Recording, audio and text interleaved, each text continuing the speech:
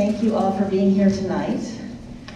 This is sponsored by the League of Women Voters of the Beach Cities, and I'm Terry Newstetter, the president of the league. So very happy to put this on, and very glad that we're inside and not out traveling in the rain.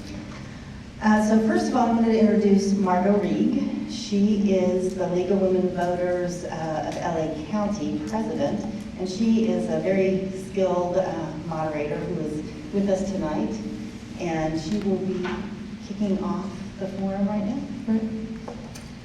Thank you, Terry. Good evening and welcome to the candidate forum for the Mayor of Redondo Beach, presented by the Beach City League of Women Voters. I am Margot Reig, president of the Los Angeles County League of Women Voters.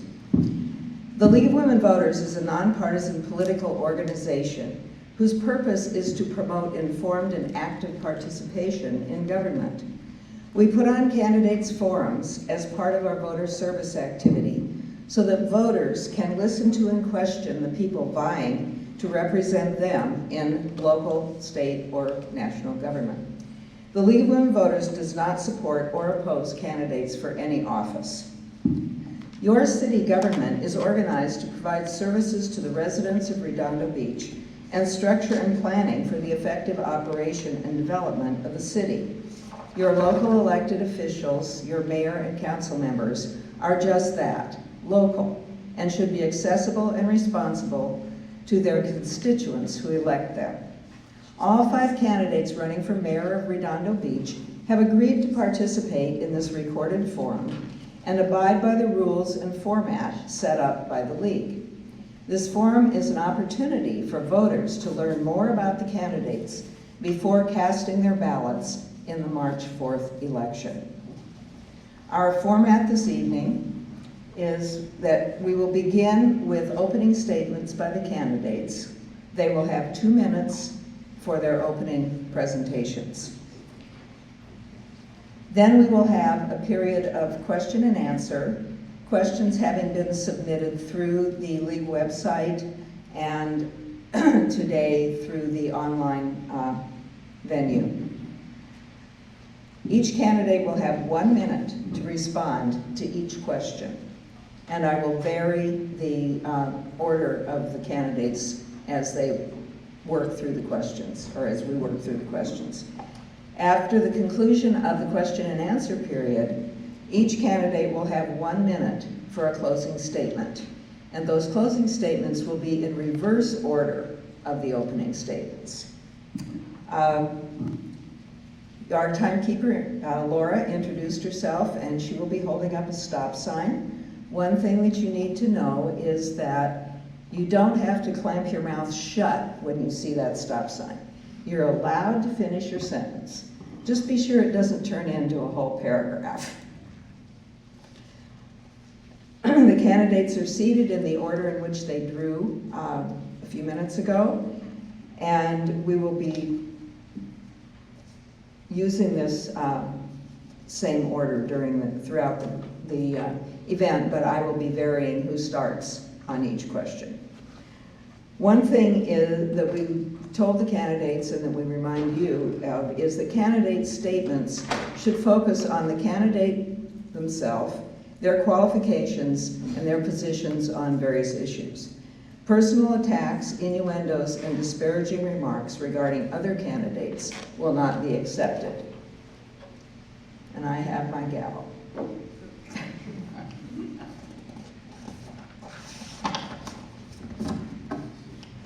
So we have the 5 candidates who are vying for mayor of Redondo Beach.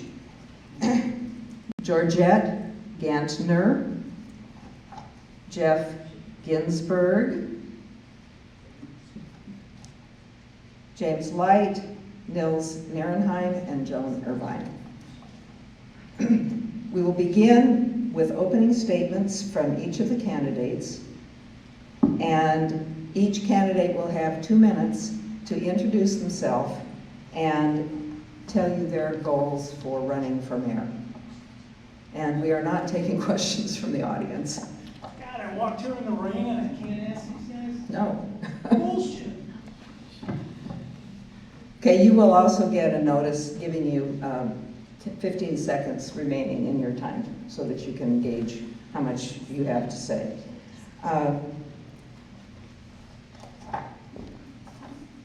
The candidates will be giving their opening statements from the podium so that you are better able to focus on them. And I will be sitting down. Our first candidate for mayor this evening is Georgette Gantner. Despite what it says on my sign. I'm Georgette Gander, and I'm a resident. I've been a resident from Redondo Beach for 44 years, and I'm candidate for Redondo Beach Mayor. I was a public art commissioner for 2 terms plus 2 more years because everybody termed out at the same time, so they asked me to stay on for 2 more years and help train people, which was wonderful. In those 10 years, our commission installed art in all 5 districts, and I continue to attend the meetings because I love the commission so much. I've been a printmaker and a photographer, but public art is my favorite because it's the kind of art that is shared by the community and it's free. In this capacity, I've been an artist and a student.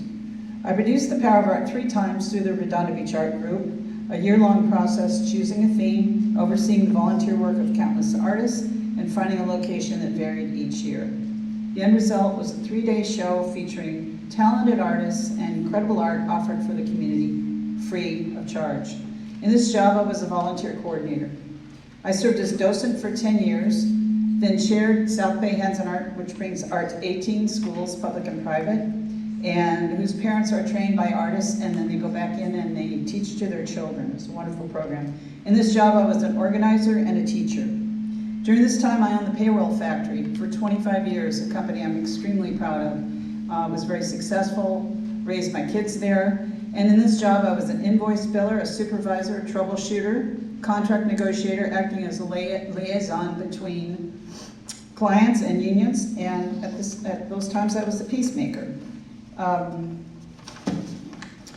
Most important, I'm a mom and grandma, and they're my best friends, and my life experiences taught me to listen and learn. The most important vision for Redondo is yours, and you have my promise that I will listen to you and work to make our city an extraordinary place.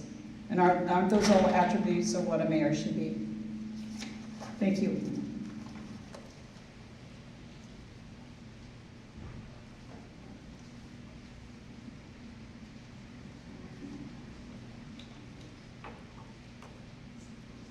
Our next candidate this evening is James Light.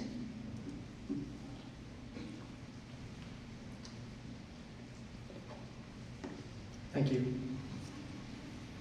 Hello, I am Redondo Beach Mayor Jim Light. As your mayor this past year, my accomplishments include bringing more respect and less acrimony to city council meetings, passing the first unanimous budget in over a decade, leading unanimous approval of Measure FP, which will replace and refurbish our fire and police facilities. And just this past week, after being stalled for 2 years, I worked with Southern California Edison to get approval to construct a new park under the power lines west of PCH. I am a 35-year resident of Redondo Beach with a 24-year track record of protecting and enhancing our quality of life. In 2004, I was a founding board member of South Bay Parkland Conservancy, fighting the AES power plant and later building our first community garden. In 2008, I co-authored Measure DD, which today gives us all the right to vote on major zoning changes. In 2017, I wrote Measure C and the appeal to the Coastal Commission that stopped the overdevelopment of our harbor. I have served on the Harbor Commission for 8 years and the General Plan Advisory Committee for 7 years. Redondo today is on a great path. Revitalization is happening all over our city. To keep things moving, I've been in City Hall nearly every single day it is open. As your mayor, over the next 4 years, I will focus on keeping the city moving forward, achieving fiscal sustainability through economic development, moving out smartly on Measure FP, and ensuring our firefighters and police are fully staffed, well-trained, and well-equipped. And finally, I will focus on restoring Redondo as the crown jewel of the South Bay through balanced revitalization. Thank you.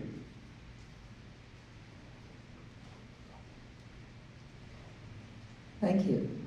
Now we will hear from Jeff Ginsburg. Hi there, I'm Jeff Ginsburg.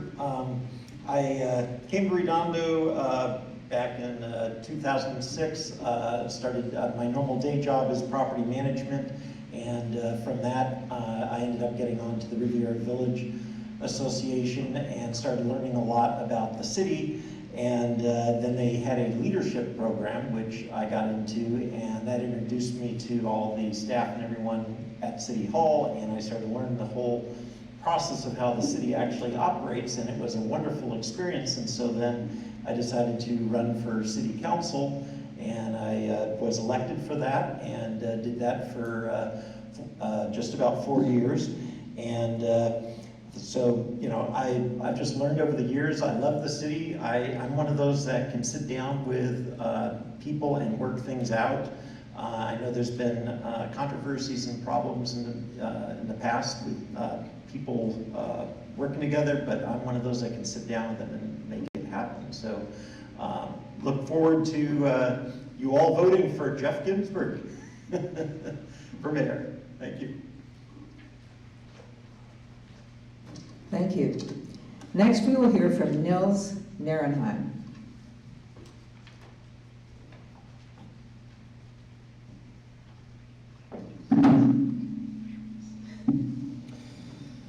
Good evening. I'm Councilmember Nils Narenheim, and I'm deeply honored and humbled to be here today.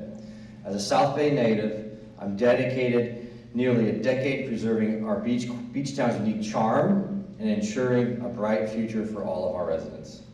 As a two-term council member and former elected president of the Independent Cities Association, I've worked tirelessly to make City Hall more transparent, efficient, collaborative. I've upheld my oath to office with unwavering integrity. I have said what I would do, and I have done what I said I would do. My leadership has initiated crucial conversations in Redondo. From the SCE right-of-way, now under the park of 190th, the public amenities and commercial planning in the harbor, Riviera Village, and Artesia Boulevard improvements, these initiatives are now bearing fruit. With 29 years as an ocean lifeguard and over 20 years instructing the Junior Lifeguard Program, water polo coach, I'm committed to protecting our beach town from overdevelopment, maintaining our cherished quality of life. I will stop the Santa Monicization and preserve our community's character. As mayor of Redondo Beach, I'll be the ambassador at a federal, state, county, and city level. I've already established these vital relationships during my year as Mayor Pro Tem, effectively judging both roles. Working alongside Mayor Brand and Councilmember Lowenstein, I've secured $10 million for Seaside Lagoon and $15 million at the state for AES site. I'll get more.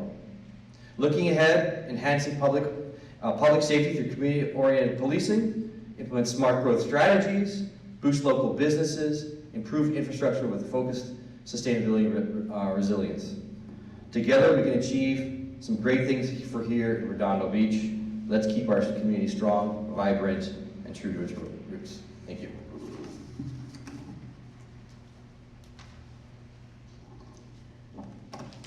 Our final opening statement is from Joan Irvine.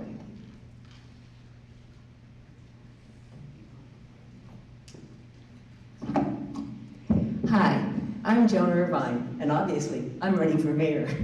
I've been in Redondo for 18 years. I chose to live here, especially I chose to live here when I saw the Esplanade. A lot of people will know me as Keep the Esplanade Beautiful. I founded that over 12 years ago, and it was an action I took because I saw people complaining about the condition of the Esplanade, including myself, and nobody was doing anything about it. And I finally said, either we do something about it or we don't talk about it. And we did something about it. And it's almost 13 years later, and we go out to the community. We're bringing Cub Scouts in and other people, social organizations in to help keep the Esplanade beautiful. Also, I did Leadership Redondo, class of '08, which is probably one of the reasons I'm here. They taught you how to be a leader. They got you involved in the community. And so if I'm running, I always say, Leadership Redondo. And I have 50 years of work experience. And I've been involved in both sales and marketing. I've been a programmer. But I think what really qualifies me for this job is I facilitated policy councils. We develop policies for age-restricted industries, develop policies for the core of the internet. I mean, I facilitated a policy council that the first female president of the ACLU, who was president for 18 years and a New York Law School professor, was on that policy council. And the man that was in charge of the Cybersecurity Center at University of Indiana, and people like that. So I'm used to facilitating high-level people with one goal in mind, and that was to make it secure for children. So that I just want to ask you, please listen to us. Everybody, please vote.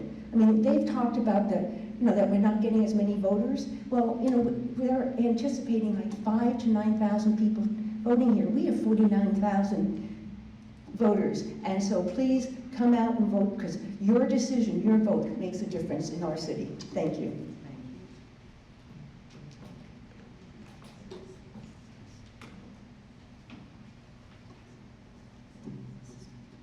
I think this is where the feedback's coming from. I think this is where the feedback's coming from. Okay.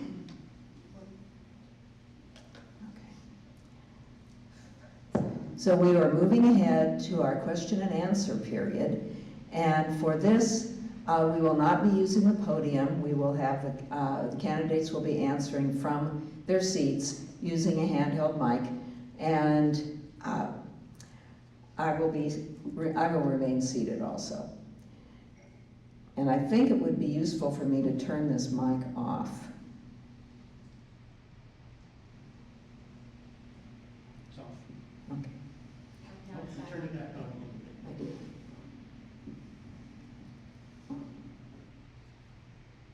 It's off. It's off.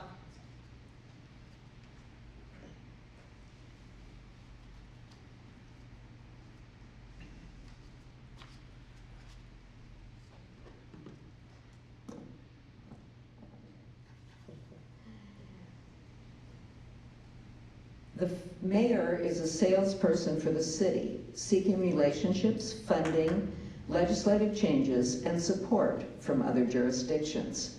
Why are you best suited for being the city's advocate on a local, regional, and state level? And for this question, we will begin with Mr. Light, we'll work our way down to Ms. Irvine, and return to Ms. Gantner. Thank you. 1 minute. Yes.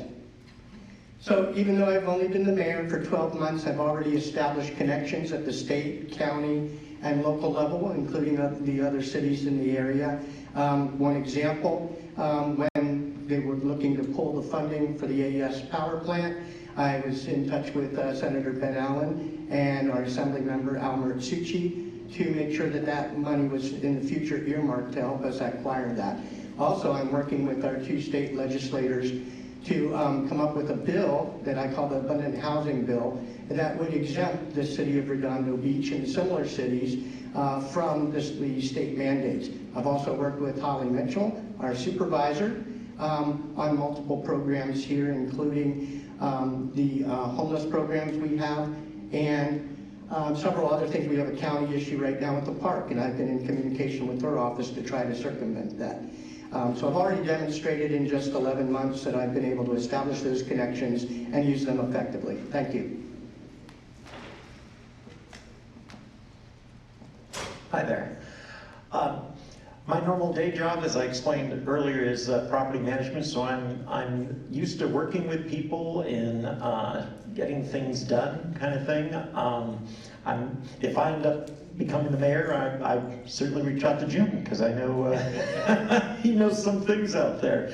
My point is, I've got good relationships with people, so I feel that whatever the situation or problem is that comes up, I will be able to assist and improve things in a very reasonable amount of time. And that's just the way I operate. Thank you. So as I said in my opening statement, I was the president of Independent Cities Association for an entire year. I got that position by being elected by other mayors and council members from across the Southern California region. I got $10 million with Mayor Brand and Councilmember Lowenstein for Seaside Lagoon and $15 million for the AS site. That didn't happen overnight. I already have the relationships in place at a statewide level. I've been working with our neighborhood voices. I have endorsements across the state of California, mayors and council members from San Francisco, San Diego, all the way across the board. What's important to understand here is the ambassador and the chief ambassador for the city of Redondo Beach at a federal, state, county, and local level, and having those relationships already moving forward, I'll be able to go out and get that bacon, so to speak, get the grants, and move us forward and protect us in Redondo Beach.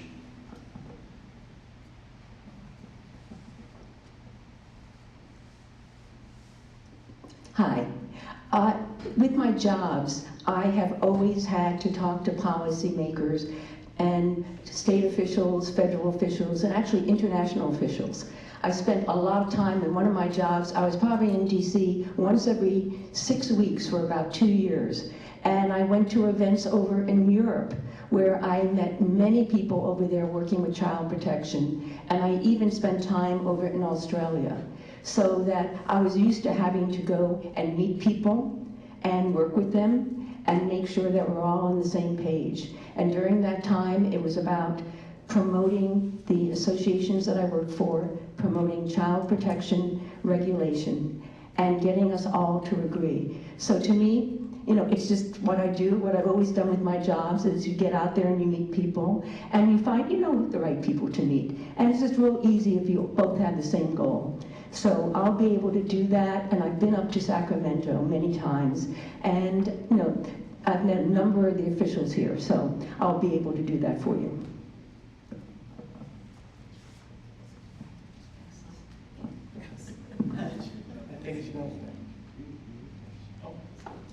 Ms. Gander hasn't had a chance to speak yet.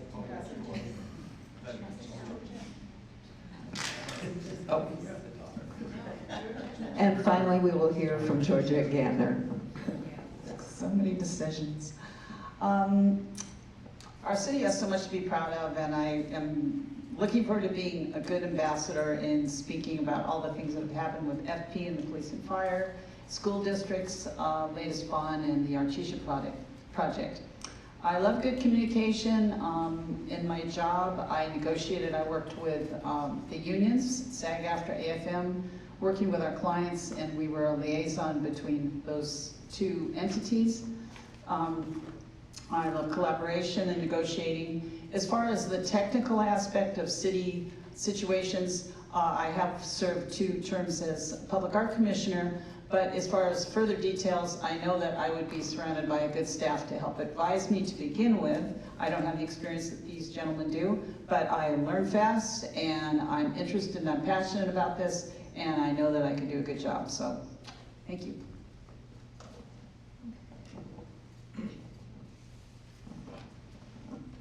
This question has to do with development, and this person asks, do you consider yourself a slow growth, balanced growth, or fast track growth candidate when it comes to new business development and housing?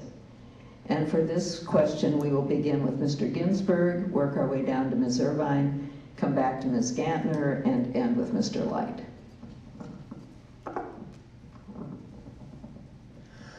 Yeah, my position is I'm in the middle with it all. I don't feel we need to have extreme development out there, but at the same time, doing nothing is a problem. It's finding something in the middle that, for instance, instead of doing a gigantic project, I'm one that likes to put things into phases. So we do this little thing. If that works good, then we do this similar thing here and that kind of stuff. So I do prefer to do things in moderation is, you know, the bottom line with it. So I'm a Well, one would say I'm a slow growth advocate in Redondo Beach. We produced more housing in the last 8 years in City of Redondo Beach than any other city in the South Bay, number one. I approved the largest development project in the South Bay Galleria, with 300 apartments, including 10% affordability. You can't have development, you can't move forward without having permits. We processed a record number of permits in City of Redondo Beach this last year in record time, and the reason we were able to do that is one very simple reason. I've been on the forefront of making us get online with online permitting, and that has sped things along, made things more transparent, cheaper, faster.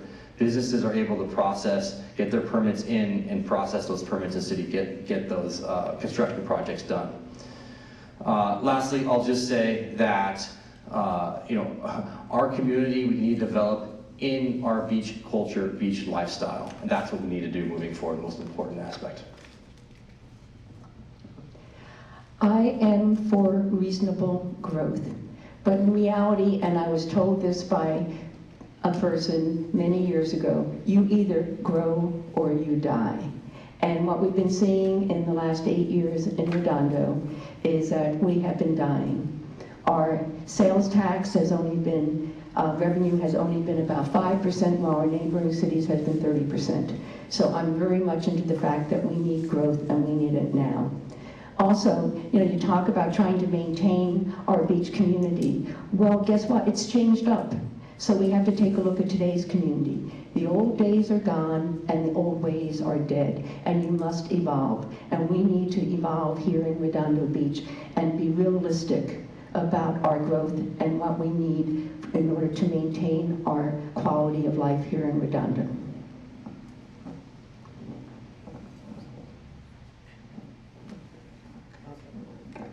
I'm for balanced growth, but I'm also coming out of an era in the 80s which was pretty traumatic, when we had a particular developer kind of just, developed to a ridiculous speed and became Redondo Beach, and I hate that, and I don't like to say it, but that's what it was. And from the 70s, they took down way too many historic homes. So I think a lot of residents are reacting to that trauma. I know I am, and I don't love the idea of developer or too much real estate, whatever, but there's such a thing as good growth. But for better revenue, as opposed to filling the place up with houses, which we've got a lot of houses now, it's pretty much a bedroom community, why not look to revenue through business growth? And one of those areas, which I'm going to mention a few times tonight, is on Artesia. And by attracting proven business owners that have been, brought revenue through, like Beach Life, maybe that gentleman could help us establish a flagship business on that street. Okay, thank you. You spoke about development, and I divide development between the development of buildings and the development economically. So, as far as building buildings, I'm a balanced growth person. You got to balance our quality of life against the business concerns. I'm against state mandates for housing for many reasons. As far as economic development, I'm a fast track person. It's required for fiscal sustainability of our city. I worked with the Waterfront and Economic Development Director to start a business concierge. And I've also, since they've hired their fourth person in that department, I've asked that they focus one person just on economic development outside the harbor area. And finally, the city's already established the area plan for artesian aviation. I think we should extend that to PCH. So again, I am balanced development as far as building growth and the size of development. I'm fast track for economic development. Thank you.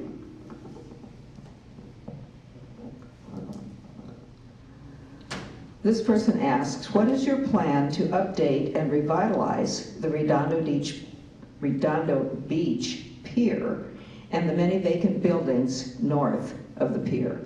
And for this question, we will begin with Mr. Narenheim.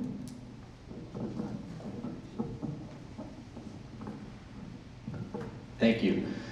Well, there's a lot there to say for me. I started the public amenities plan in 2019, and from that conversation everything in the harbor has borne fruit, from the commercial development plan, the boat launch ramp plan, the Seaside Lagoon plan.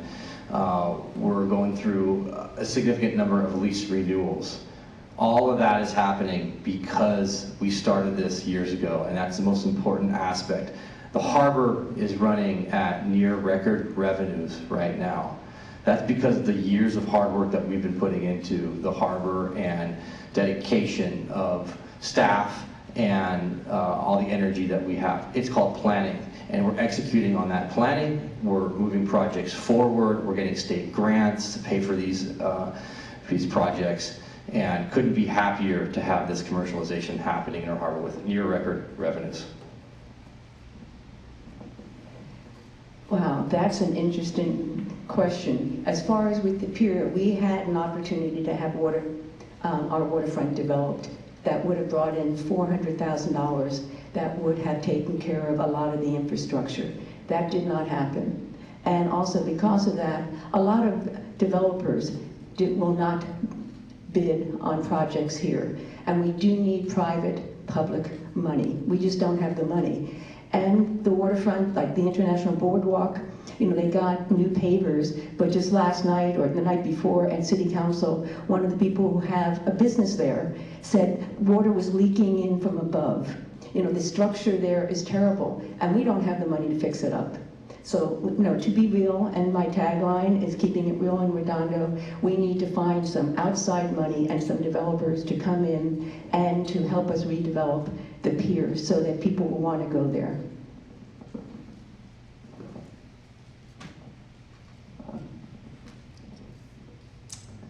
Yes, the pier does need updating. I remember moving here 40 years ago and riding a tandem bike with somebody thinking, well, this place needs some work, and guess what? 44 years later.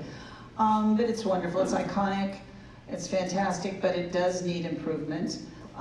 Much the same way as Artesia, maybe we could cultivate local leaders with proven business acumen who have succeeded and say, okay, maybe you want to put one of your businesses here as a start, as far as helping to bring, maybe elevated business to the pier.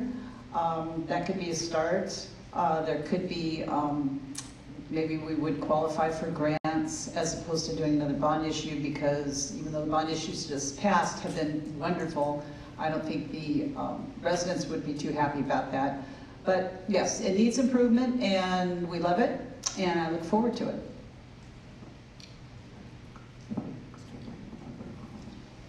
Thank you. So this is actually right down my alley. I spent 8 years on the Harbor Commission. I helped author the public amenities plan before it went to council, and now we're executing on that.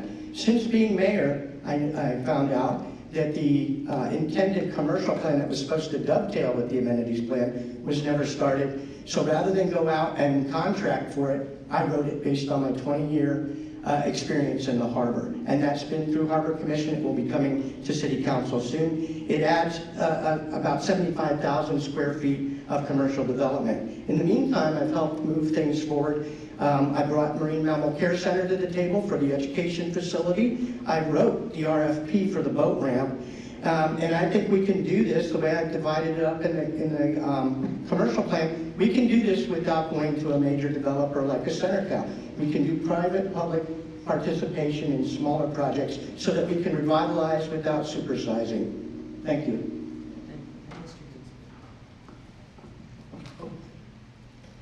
Yeah, there's no question the Pier Harbor absolutely needs us to be doing some big upgrades over there and improving the area. My biggest concern is the condition it is now. If we have that earthquake we've been hearing about for the last 50 years, if that actually hits and we have not upgraded it, it's going to probably all be red tagged, and then we're going to get a project we didn't have any organization with that has to be done. And so that's why I'd really like us to find a way, possibly in stages, that we do the Pier Harbor and get it up to today's technology.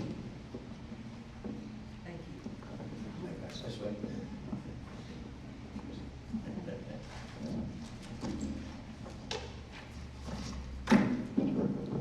you. This person says, the city has active business improvement districts and associations in Riviera Village, the Pier, and North Redondo. These associations have a vision for how they would like their business districts to be improved, ranging from pedestrian and bike infrastructure to landscaping and zoning changes. How will you work with these business interests to facilitate investments in these corridors? And for this question, we will begin with Ms. Irvine.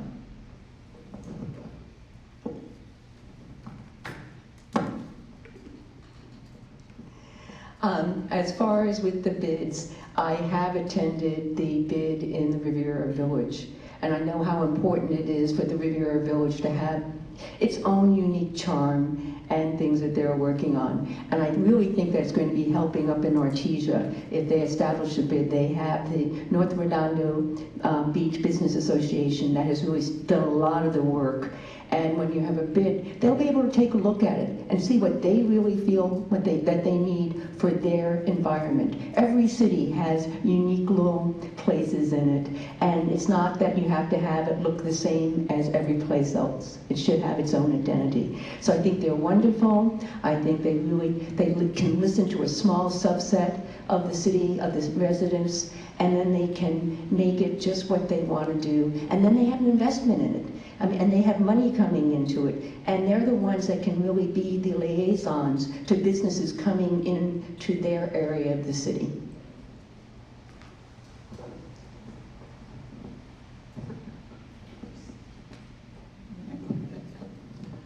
This is really an exciting idea because we have 5 districts, and yes, it would be interesting if each one had its own identity. And maybe that in itself could be a draw for tourists to come in and say, yeah, let's take a tour of Redondo and look at the different faces of this place. Artesia, for me, is a rustic, it has a state highway going down the middle. It will remain pretty rustic, but it can still be so cool with, businesses that are distinct to only that. I mean, it is as different to District 1, even just now, as anything. Of course, it would be a lot of communication, cooperation, and having meetings with these people to see, what does the business district want? What do the residents want? That's the real question. What do residents want? And walking around and campaigning in the last couple of months, I have gotten so much information and input from residents that are so clear in their communications and specific like these questions. So I look forward to those changes. Okay, thank you. Having just written a commercial plan for the harbor, I had already started getting inputs from the stakeholders down in the harbor, all stakeholders, not just business. The AACAP, the Aviation Artesia Corridors Area Plan, was developed with business input. The GPAC, the General Plan Advisory Committee, got business input as we were recommending rezoning for the general plan. So in the harbor, we have a plan that has to still go through the city council. After that, it's going to execute mode. As far as the Artesia Aviation Area, that's well written. We got to put that into zoning, which is coming up, and then execute on it. Riviera Village is performing well now. The last area I think we need to focus on is Pacific Coast Highway, which has a similar problem as Artesia. And I think we need to fold in the business owners along there to figure out, similar to the AACAP, how to change the zoning and what the city can do to accelerate investment in that corridor. Thank you.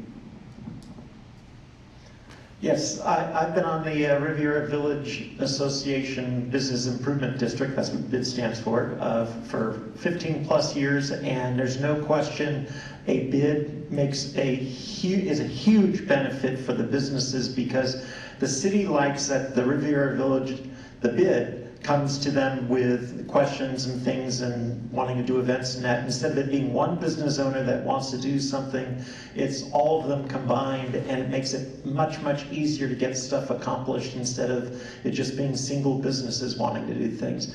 So there's no question in my mind also for Artesia Boulevard. If we can work on one of those, it'd be awesome for them as well. Benefits businesses, for sure.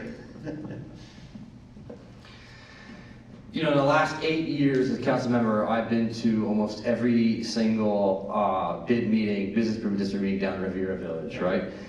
It's impressive to see what they do. Events, organization, lights, camera, action, essentially.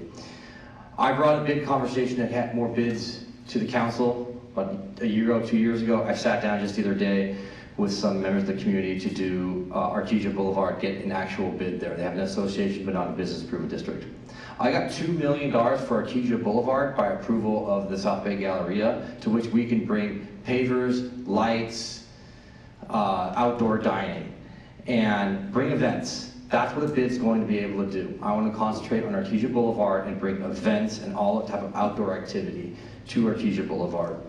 The harbor has their own business improvements districts. It's not even a district, it's associations, and they do a fantastic job. They have an app.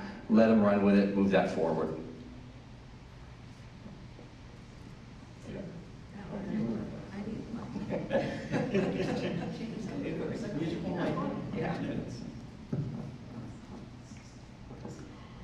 This person says, the Galleria is a disappointment compared to the Point and Manhattan Village. What is your plan to fast track this development to more of a commercial reality that is safe, reasonably populated, and provides a more productive tax revenue stream to the city? And for this, we will begin with Ms. Gantner. Miss Nordstrom. I remember that came 40 years, whatever ago. Again, we need someone to come in there and flagship something to get this revenue stream going, and then maybe it can fall from there. There's many partners that we could reach out to help us, because it is a disappointment that it's stagnant now. It had so much possibility.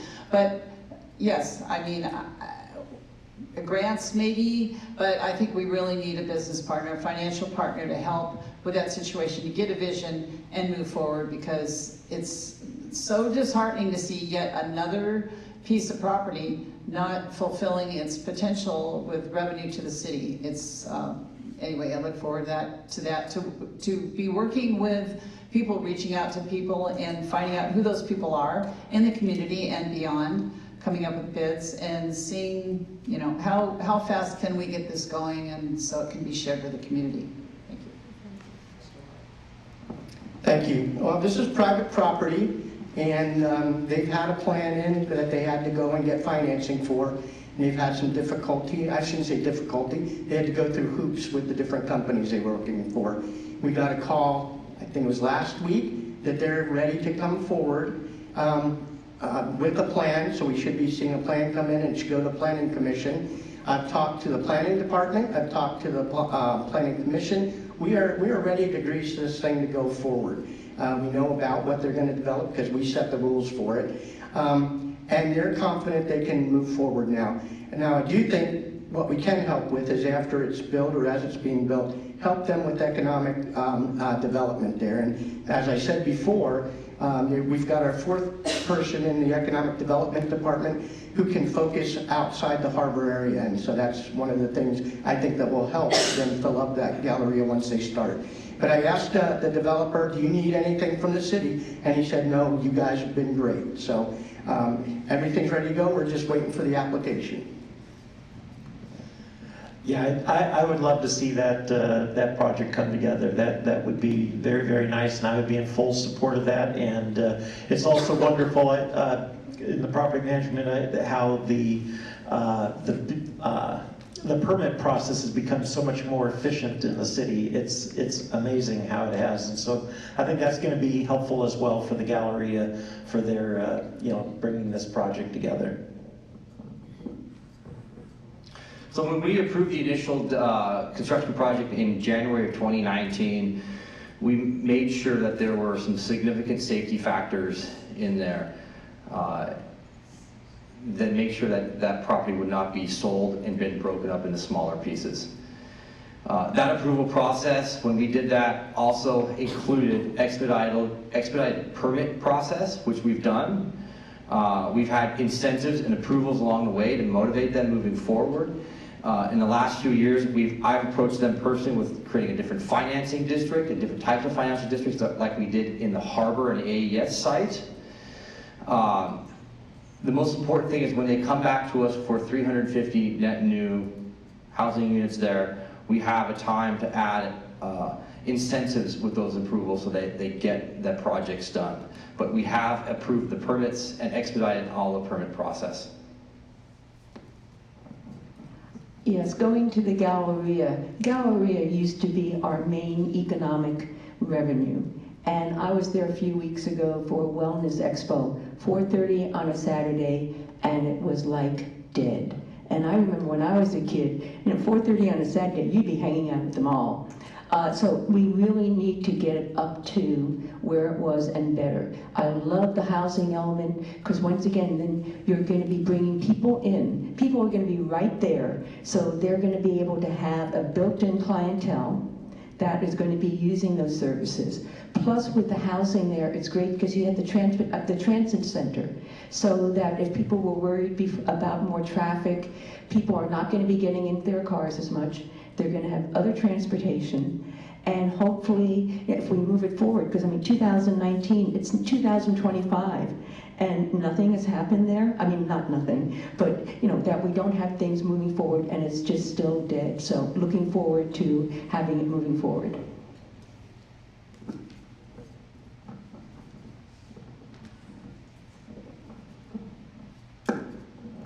Okay, this next question asks, what are your thoughts on developing the AES former power plant site? Would you envision housing, retail, green park space? What plans would you like to see pursued? And we will begin with Mr. Light. That's an easy one. Bill, Brandon, I have always advocated for as much park as possible on that site with the wetlands that we've discovered since, keeping the wetlands, which we're going to be required to anyway, plus a buffer zone. And we are fighting to acquire that property should the opportunity arise after it comes out of bankruptcy. My vision is a large park there and a green belt to the sea up the 190th corridor once those power lines are gone. I've already broached that topic with Southern California Edison. They said we'll talk about it when the time comes, so that's a future thing. I am against housing on the site because under our current rules, once you put one house there, the city loses all local control of the development of that site. And it's not zoned for housing today, it's park and public utility. So anything else a developer wants has to go to a vote of the people of the city, thanks to Measure DD Article 27, which Bill Brandon and I wrote back in 2008, and the voters approved. Thank you. Yeah, the AES site is definitely a unique one, but the way the zoning is set up, I've heard that they want to have thousands of residential units there and all that kind of stuff, but the zoning does not allow for that. And I don't think that the average person in Redondo is going to be going for that. So probably more along the lines of what Jim was saying is going to end up happening over there. And I'm just in support of what the people want, and we sit down with everyone and figure what makes the most sense. I'll go forward and make it happen. Thank you. So what's important here, it's not about what any one of us up here really want and desire, it's for the voters to desire.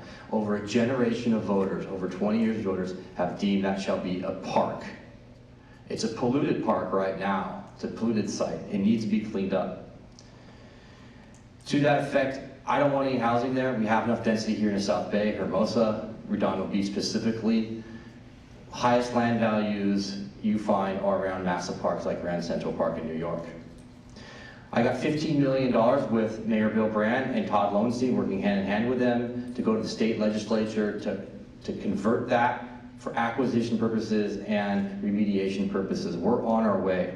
But right now, it's owned by a private party. It's going through a big process of foreclosure, and we're a part of that, but it really is up to the voters. But with my direction, there's be no housing there, and we will ensure that there will be a park there moving forward. Thank you. I believe that we really need to have a combination of commercial housing and park.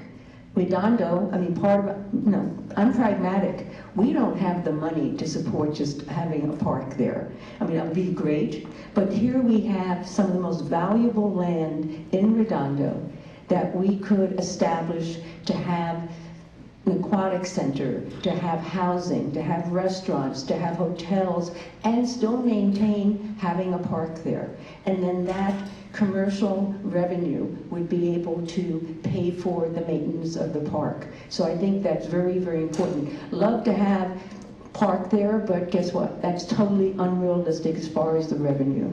And it is one of these things, and we were looking at back in 2015 at Measure B, which I supported, that would have been mixed-use housing, retail, commercial, and park. And that was 2018, so we're here 2025.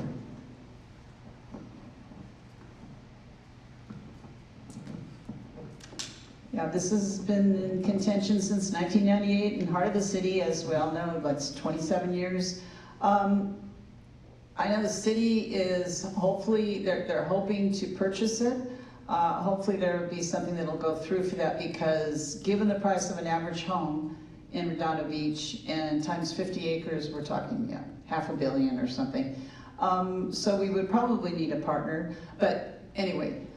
In 2006, the Redondo Beach Art Group had their first big art show there. Over 5,000 people attended. That space lends itself to such an incredible art space. That's what I see. Without, excuse me, without changing the footprint, we can convert that into an art center and a place of business in the main building. That would be an incredible, it's similar to many, many other power plants that have converted, like the Tate in London. Imagine the feel of a Getty Center with a gateway to the sea. I see green space, I see a wildlife habitat, which the birds have already established, and bike paths and so forth, and also a revenue stream from a few smart businesses that would help, because it's a piece of land that needs to bring revenue to the city and still be beautiful.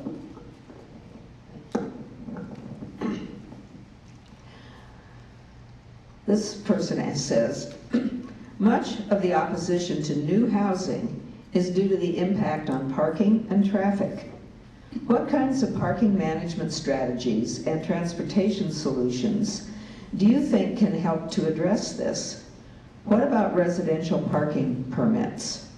And we will begin with Mr. Ginsburg.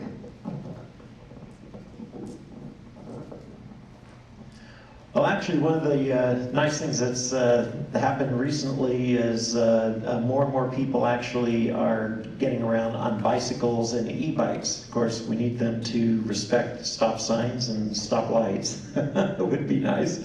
So that's a project we'll work on. But my point is that a lot more people are leaving their cars at home and going around on bicycles. In Riviera Village, we've added all sorts of bicycle racks to attract more people to that area for on bicycles, and I think that's really, especially Redondo, the future, that we'll have more people doing things other than driving their cars, kind of thing. So looking forward to that, and I'm almost out of time. I think it's going to be a very positive future with the way things are going. So the number one, what this question speaks about are development impacts. Parking and traffic are the two biggest impacts from developments. And when you don't mitigate the impacts properly, you have parking issues, you have permit issues.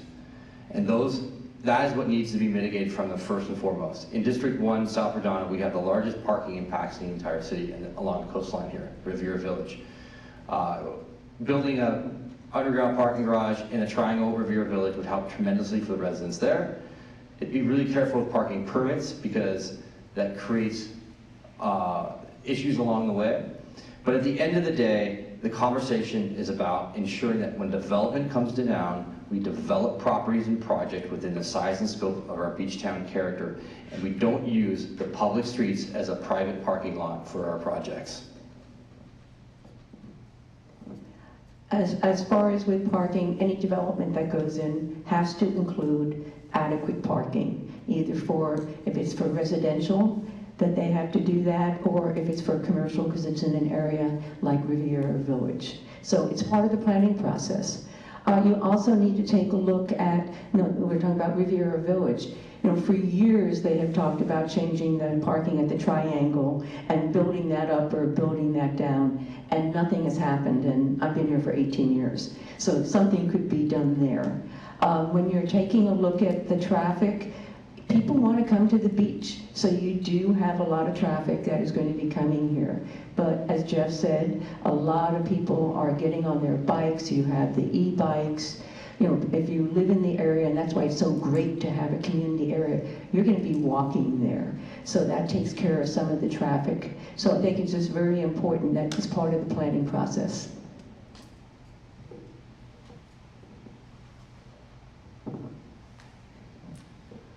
Yes, I do agree with Joan. As far as, right, new housing has to have its own parking. It should be encouraged for people to use the garages in their driveway, make deeper driveways, whatever. That takes a lot of cars off the street. I just want to make a comment about Riviera Village too. There's less, if you go there for lunch, not so much for dinner, but lunch, it's almost impossible to get a spot because of the businesses that are taking up the parking spaces. And I know where that all started from, and because of COVID it proliferated. But that's a problem. And they need some kind of extra supplemental parking to help with that. But it's, in the meantime also, some cute, trendy, small buses that run from District 1 to District 5, economical, electric, would be great for people to transport people from one place to the next. Maybe running down Catalina or PCH or both.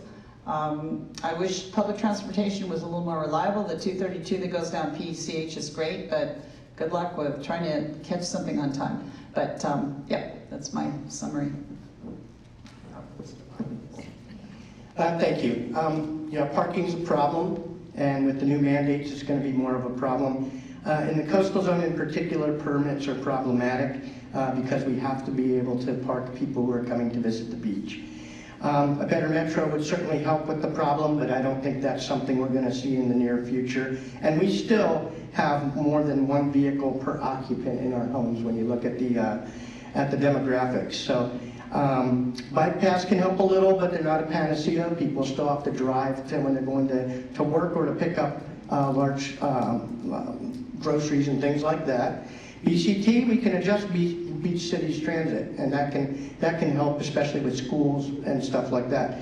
Garages, I think we're naive to think we can force people back into their garages. We don't have basements and attics. A lot of people use that for additional dwelling, for storage, and for a larger home. The business district, we can expand city parking. That's in the AACAP and in the new general plan. We can do that in Riviera Village and along Artesia. I think we could adjust the dining decks, and we should be striving for a workforce jobs balance. Thank you.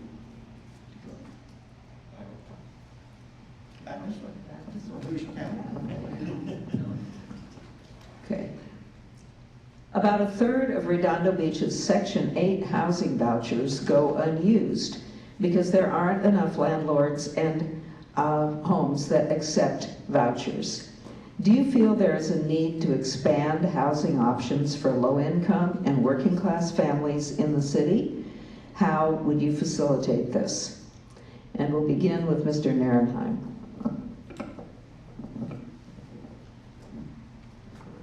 I love this question because it really speaks to some of the passions I've been working on the last few years.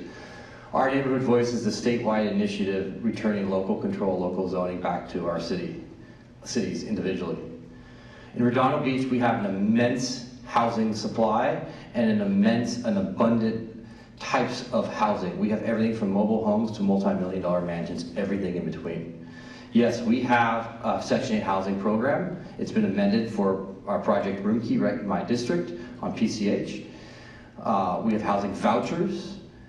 The conversation is about affordable housing, and that's why you can't just rely on Section 8 and landlords, but when we have the South Bay Galleria coming in asking for their 300 net new apartments, we worked with them to get 10% affordability in those apartments.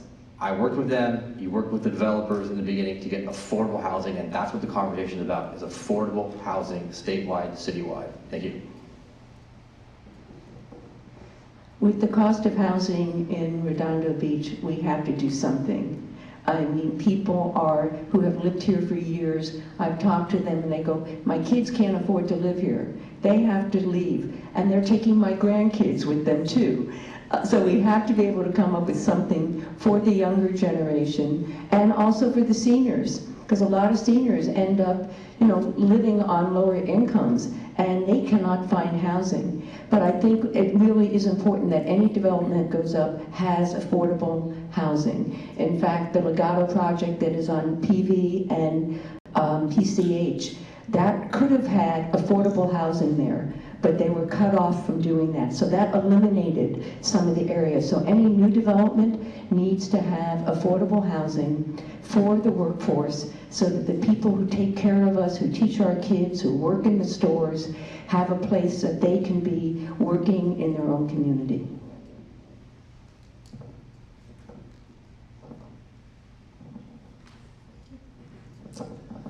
That's a surprising statistic that I was not aware of. 1/3 of Section 8 houses that people don't. How do you get people to agree to that?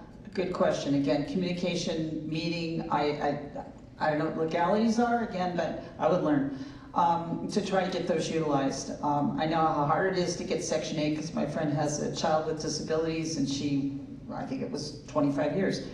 Rent control, absolutely. My kids live in a post-war 3-bedroom and it's $5,000 a month. It's insane, and and that was from a year and a half ago. So rents have just gone up from then. And whenever there's new housing, if the state is mandating and we have to go ahead, there should be a good percentage of homes that are low cost. Because again, like Joan said, you want your kids to live near you. I mean, that's the ideal. To purchase, good luck. I mean, that's the way we live right now. But low-cost housing absolutely needs to happen.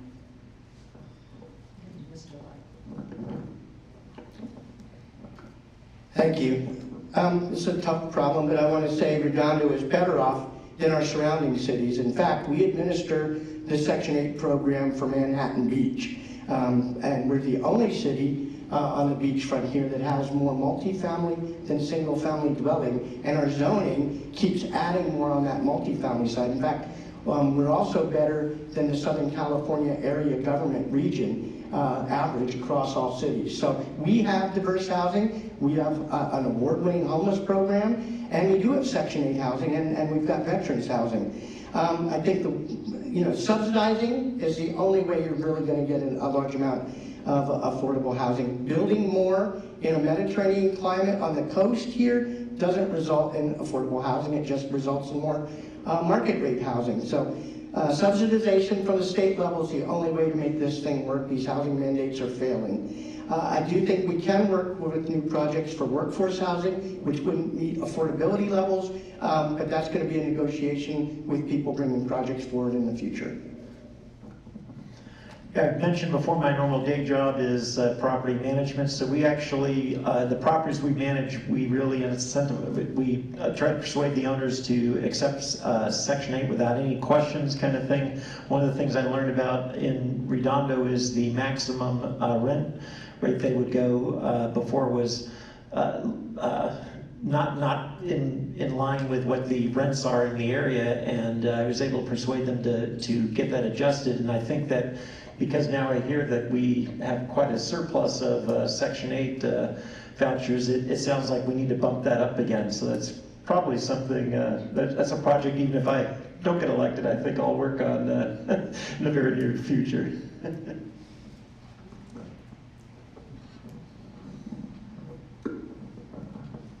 Now, this leads into the problem of homeless people. And we have two questions about homelessness. I think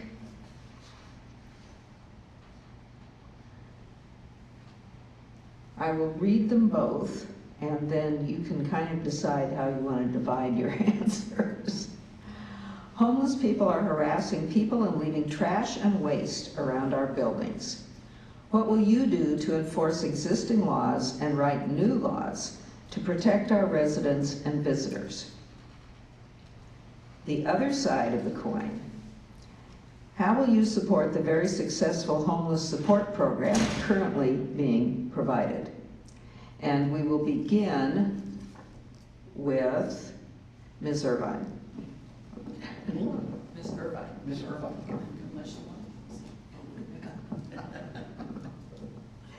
Well, thank you. With the homeless, I mean, there has been a real effort with the program that Redondo has implemented. And one of the issues we had with the homeless is that according to, I think it's state law, we couldn't get them out of there unless we could give them a place to live. And that with the pallet homes, we have that, and then we're using money also to provide housing, I think, down in Wilmington now. So I think that's very important. And they've also done what they call the homeless court, so they help people who could maybe get housing, but they don't have all the documentation. So I think Redondo has been on top of this, but we really need to get our neighbors to be doing the same as we're doing. And we've taken the lead on this, but the neighbors have to do it. I mean, at one point, the other cities used to dump their homeless here in Redondo. And that's just totally unacceptable, but Redondo, as it has done for years, they took up the gauntlet and they did something about it.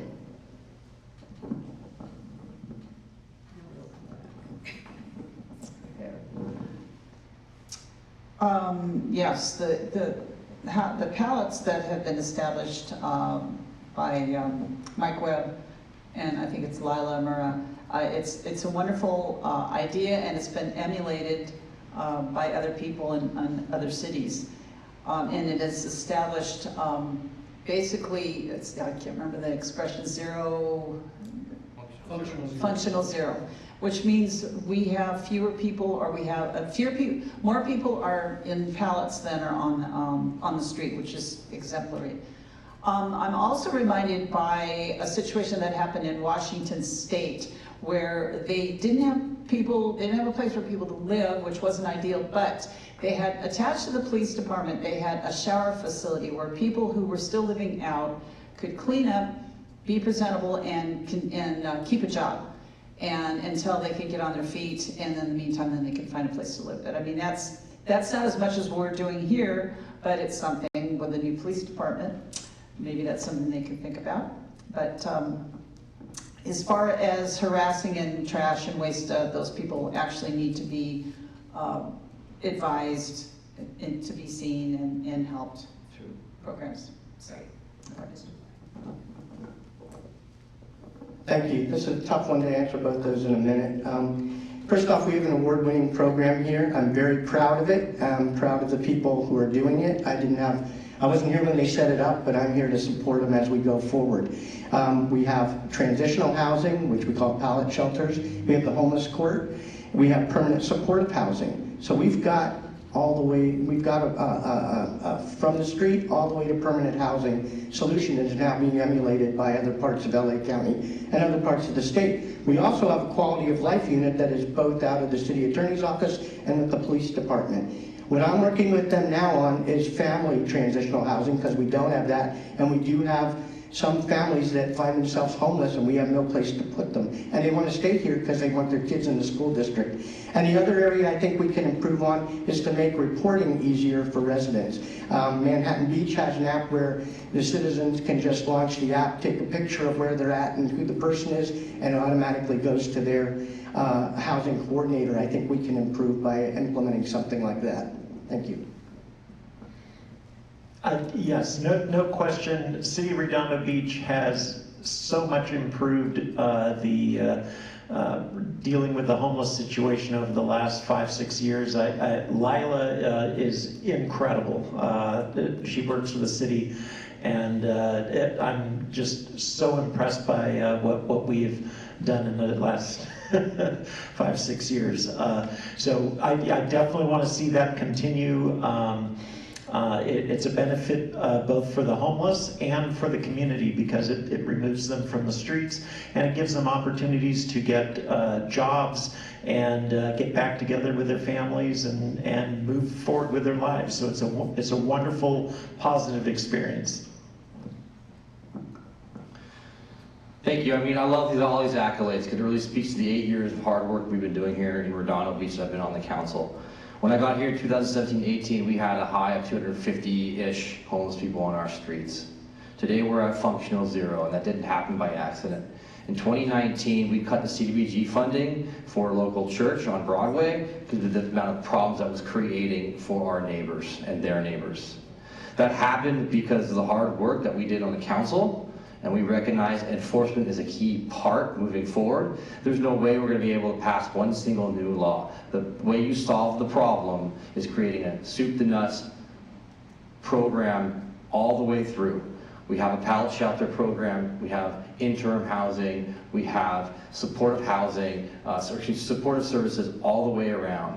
We've been innovative in the last few years to solve this problem like no other city in LA County has. And I can say, working Project Room Key during COVID, working with Lila, I understand why we're successful. We have great people, we have a great program in place, and we're going to continue that. Thank you.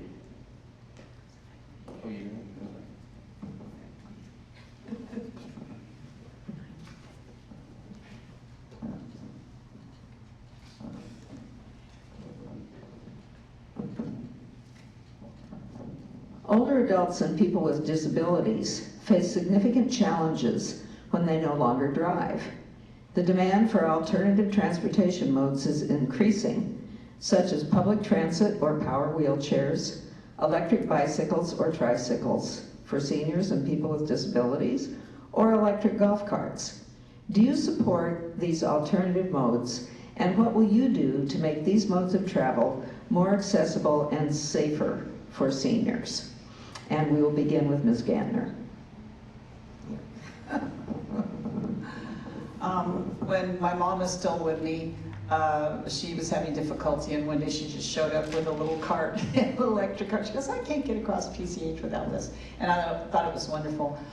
Maybe those kinds of modes of transportation, as long as they don't have to go too far, will help. And maybe there could be some kind of a program set up to subsidize to help people because they're on a low income. Also, she would travel the local buses, and they really need to be held to a standard where they're more on time and reliable. That would help greatly. When you get a certain age, you can't drive unless you get a horse, and we don't have horses here. So, yes, if they could be more reliable, the transportation could be more reliable that we have already, that would be a great help to these people. Thank you. Yeah, I certainly support mobility, increased mobility, and different modes of mobility. I rode an e-bike to work, commuting to work in El Segundo for the last 10 years of my career. So I support it. I don't think we should put restrictions like Hermosa has on some of the e-bike stuff, although I think there are controls where we can, well, the state's implementing controls where they can't sell the high-speed e-bikes. We're on a good path in Redondo. I think we're 80-some% complete on the bike master plan. We should continue to move forward on that. We also have Beach Cities Transit and transport for those with disabilities. So we already are addressing those who can't drive themselves anymore. Thank you. And it is asking, what will you do to make these modes of travel more accessible and safer? So that's...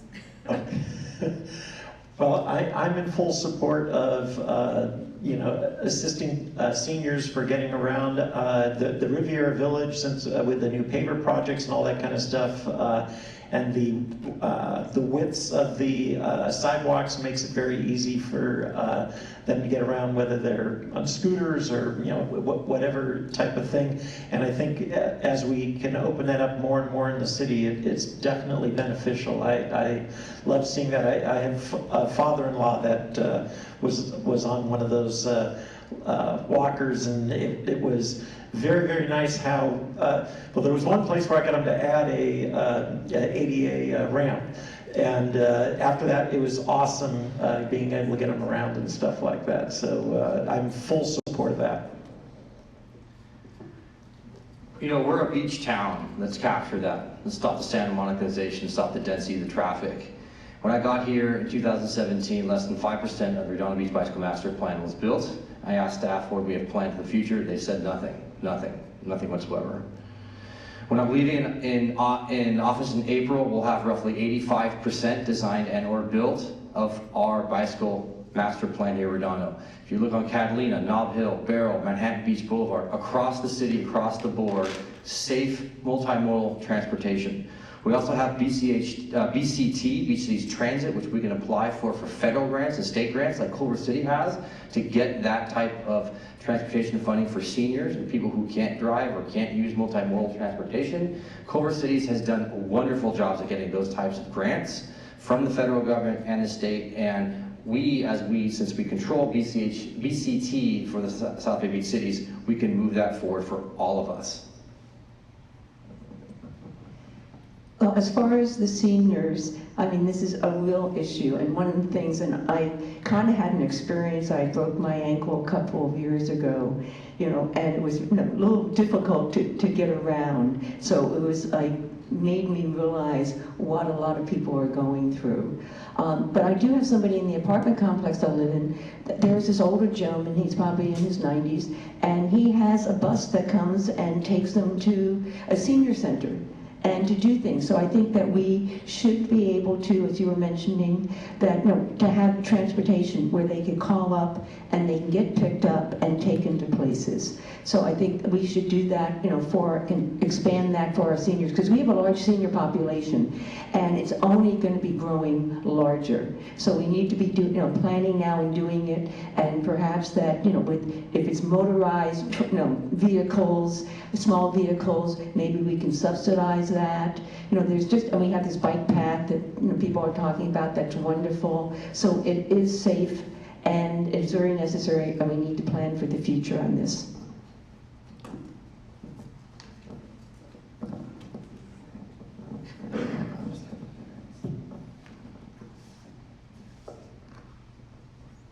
More about traffic. What will you do to implement traffic calming, expand access to transit, and improve safety for pedestrians and cyclists? And we'll begin with Mr. Light. Could you repeat that? Okay. What will you do to implement traffic calming, expand access to transit, and improve safety for pedestrians and cyclists? Okay, thank you. I was just up on Prospect Avenue this past weekend, and they've got a traffic calming issue right across from BCHD there. So I've been in contact with our Public Works Department and with the Police Department on what we can do there. And right now we're exploring a kind of new solution in Redondo, not necessarily new elsewhere, which is called traffic tables, which are like really wide speed bumps. And those are very effective, both in calming traffic and for pedestrian crosswalks. And they're used all over Europe. If you've been to Holland or some of those other places, they calm the traffic at the pedestrian crossings. So, I'm for using that, employing more of that. You got to weigh that with you. Then you tend to force vehicles into residential areas. So you have to balance when you use techniques like that. As far as access to transit and things like that, I think we've got excellent transit. May want to revisit how it is routed through the city if people have particular problems. Well, let's see, I think in 2008, where I got my house at, there was a 5-way intersection, and there were collisions all the time. There was all sorts of problems, and then the city, I didn't even know this back then. They had already an approved roundabout, so they built a roundabout at the end of Esplanade right after I'd gotten the house, and I personally witnessed how a roundabout forced traffic calming. You can't, you have to slow down for it. You can't speed through it like a stop sign in a intersection kind of thing. So my thought process is that installing roundabouts, especially in the Riviera Village, we've talked about, that's been on our projects to-do list. So I think roundabouts are great because it forces you to slow down, but it also leaves an attractive feature where you can add, plants, trees, you could put art there, all that kind of stuff. It's a wonderful opportunity. How did I know you were talking about roundabouts? Councilmember Lowenstein and I put in over $500,000 into the traffic calming budget in 1 year alone. Next year we put in 25 grand per district for each individual district. All the LED stop signs you see across the city of Redondo Beach, that's because of me. Put that further all over the place that we need to make the stop signs visible. Go down the Riviera Village and look at the bollards that were in place around the corners. That's because of the traffic calming budget, that program that I've been putting in place. We're gonna get a speed table there, pedestrian speed table right in front of Trader Joe's. You see a stop sign there, it'll be one way. Those are the types of improvements. But I don't want to forget Metro. We got to make sure that the C line goes down Hawthorne Boulevard. We want to make sure that that is top priority for us, to make sure that the C line extension from Metro goes down Hawthorne Boulevard, and that's going to improve access to the rail line for anyone that's living at the South Bay Galleria and the north end of town a lot more. Yes, very important as far as the transportation. I took a look when I moved to Redondo. I was working up in Hollywood, and it was going to take me, if I used public transportation, it was going to take me like 3 hours to get to my office. So I could not use public transportation. So I think it's important that we have more public transportation, more accessible. And also, as Jeff said, and I know it was your big project, the roundabouts, because I live in the Esplanade, and it does slow people down. And that is so important, and what they've done in the village is very important, because we had some people actually killed in the village one time, and at an area that a roundabout would have taken care of that. So that would take care of some of the traffic, and it would also calm traffic. And it would, and you can do it nicely. I mean, what Jeff was talking about, the roundabout by his house, it has a center part, and people who live there go out and they maintain it. So it creates a community outreach, and people take pride in it looking good. So I think it's very important.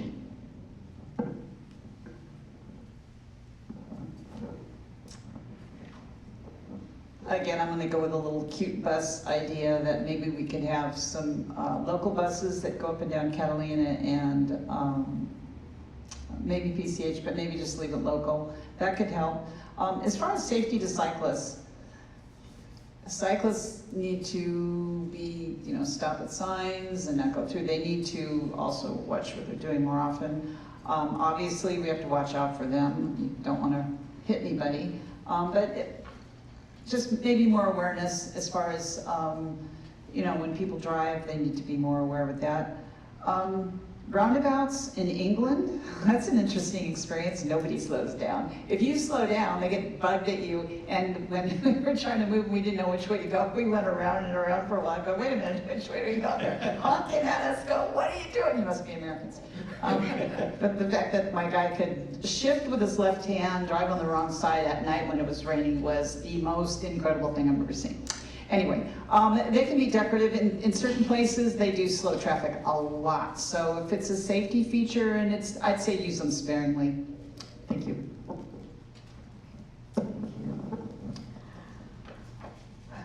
Are there plans to increase Redondo Beach's tax base to support needed services in the community? What are these plans and how would they work? And we will begin with Mr. Ginsburg.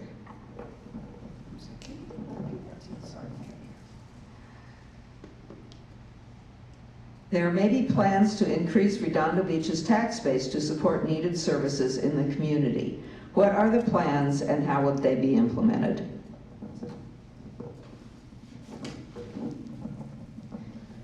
Well, at this time, I'm not really sure what would be the best route to go about this.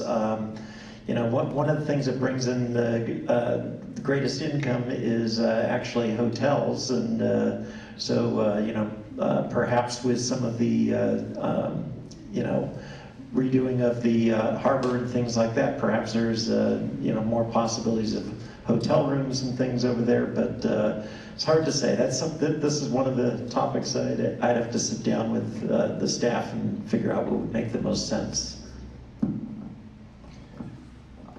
I love this question because it really pertains to when you are up here for 8 years, you understand you got to get things in motion quickly. Artesia Boulevard is the next great tax producer, retail, commercial tax producer that we have. I got $2 million for Artesia Boulevard a couple of years ago for the South Bay Galleria from that project. I want to use what I did, the successes I've had in Riviera Village with the events, outdoor pavers, outdoor dining, and a whole host of other activities that we've been doing on Riviera Village, bring that to Artesia Boulevard, bring that to other areas. And why that's so important is when we support those types of businesses, those local businesses, our tax bases will increase. You know, there's a whole host of activities surrounding business improvement districts, from the harbor and doing the pavers. That's what we need to concentrate on. That's the long-term action, because you empower local businesses, they will in turn come back and do the events, do the work that city government can do. The last thing I'll say is that business improvement districts are the key for all the areas of Redondo Beach. My understanding is that most of our tax revenue is coming from homeowners, and that's not enough to sustain our tax base. We need to have businesses. We've talked about this before, we need to attract businesses here. And what's been kind of really terrible is that because of some of the issues that we've had in our town, businesses don't want to come here. I mean, when we were looking at the waterfront project, I have a friend who's a developer, and I said, did you reply to submit an RFQ? And he said, why? It's Redondo. He said, it's not going to happen. And he said, if they mess this one up again, no decent developer is going to be coming to Redondo. Well, guess what? We messed that up again. And so that we have to assure developers and anybody who's coming in here to do business that we're really willing to work with them and that we want them here. And then that would give us a more even tax base, so we don't have to pass measures like we did in November in order to handle our deteriorating infrastructure.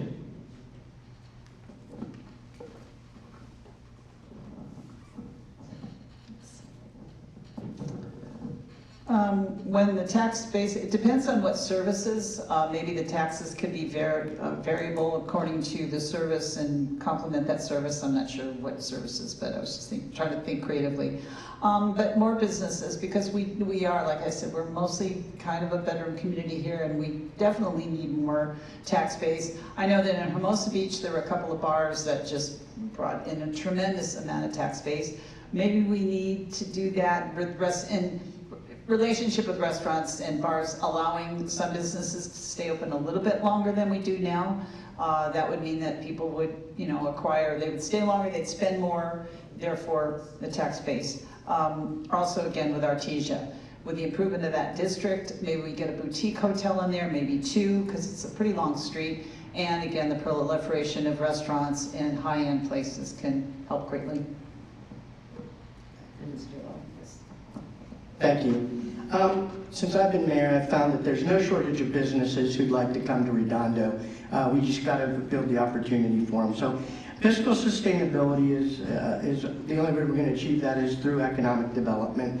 And we've got to develop into, with a reputation of a business-friendly city. So to that end, we've got the aviation Artesia area plan We need to put that into our general plan and execute it. We've got a harbor commercial plan coming to the city council. We need to approve that and get that moving forward. And then we need to develop a plan for the PCH corridor. I've already talked about taking one of the individuals in the waterfront and economic development division to focus outside the harbor to the rest of the city. But they've already established a business concierge. And currently we need to support our community development director's plan to introduce new software that will further streamline and automate our permitting process. Thank you.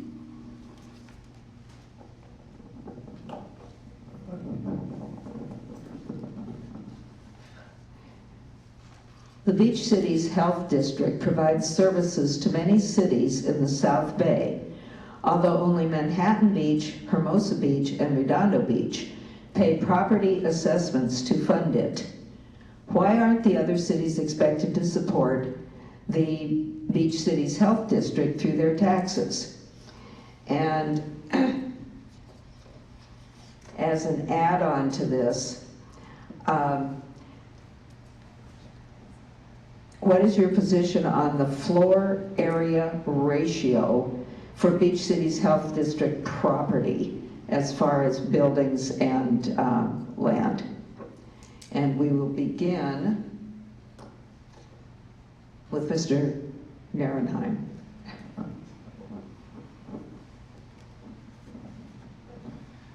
I love this question because it really comes down to why I've been here on the council, what got me here. BCHD and the FAR ratio, the development project that they want to do there will come to us eventually. But whatever happens there, the project has to be mitigated. Traffic, parking, impacts to the quality of life all the way throughout. Kensington project opened up in my district on Nob Hill and PCH. 2018, 19 I think it was, and it cost the City of Redondo Beach $100,000 a year in public safety costs. Those are the types of mitigations we need to mitigate, or impacts we need to mitigate, excuse me. When it comes to Hermosa Manhattan Beach, they pay into the system, but that's a BCHD, it's not a City of Redondo Beach question. Well, Beach City Health District, I mean, that is private property, I think. And so that, if they're going to be able to expand, as I said, you either grow or die. And right now they are dying, their buildings have to be replaced. Their buildings are deteriorating like a lot of the other infrastructure in Redondo Beach. So that we need to be able to work with them on the FAR so that they can expand and do a program. They have an ALCO program for youth, and youth that need some help. And this is so important to our town, that we provide our youth with the services that they need. And I know that the neighbors around there are just very concerned because of the construction, but they have enough land there to be able to do something that is not going to increase traffic. And once the construction is over with, I'm sure that they will be doing a great job that fits into the neighborhood.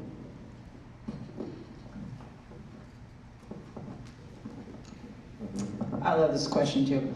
I'm on a committee with them. I've had many conversations with Tom Backley only because I'm with the Center for Health and Fitness for 20 years. I want to see resolution. I think the ball's in their court right now. As far as the Florida area ratio, their existing, I think, is 0.77. They're asking for 1.25. And I think they're everyone's going to compromise at 1. But basically what that means is a Florida area ratio of 1.0 means a one-story building built all the way up to the perimeter. And they want 1.25. They're trying to convince people that they need to tear down the hospital because it's not earthquake safe. They feel it's way too expensive to retrofit. But right now what I think, and I've suggested to him as part of the committee, is I don't know why he doesn't come up with 3 diagrams, one for the existing FAR, one for 1, and one for 1.25, so that everyone in the community can see exactly what is going on in their mind as far as what they want. They discussed a 6-story residential care facility. That's not going to pass with us. It's too much.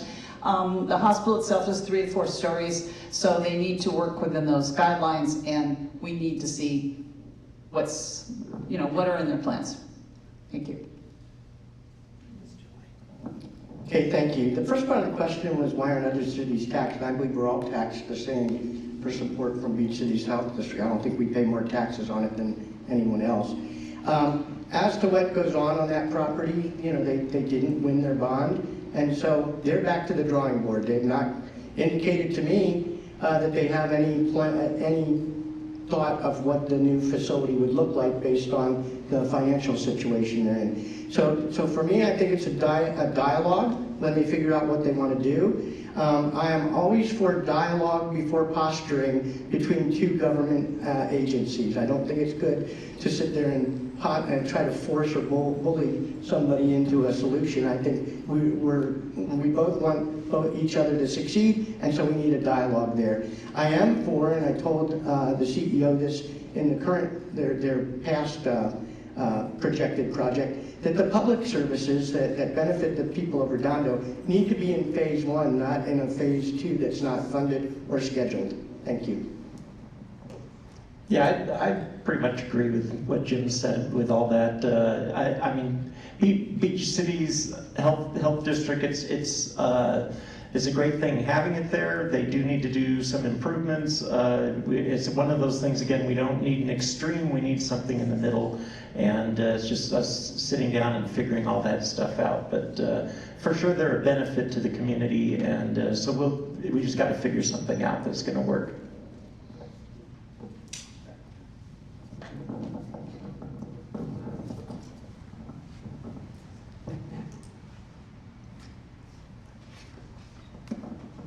Okay, this is a completely different subject. As mayor, what will you do to support Redondo Beach Unified School District? And we will begin with Ms. Irvine.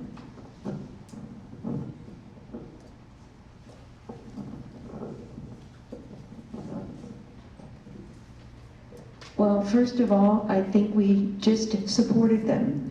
In November, there was a bond that was approved, and I forget how much it was for, but it gave them the money to be doing the infrastructure changes and the expansion that they needed. Because our schools are just premier. We get all kinds of awards. The high school is just a beautiful campus. I guess it's one of the largest campuses around. And so I think we have supported them. And I think this will continue on. One of the things that we do have to look at when we're talking about, providing, housing and people being able to be here, we do have to take a look at the number of students that we can handle so that we don't overdevelop and overrun our schools with too many students. So that has to be looked at. And then I think we're doing things great for them, and they're doing a great job.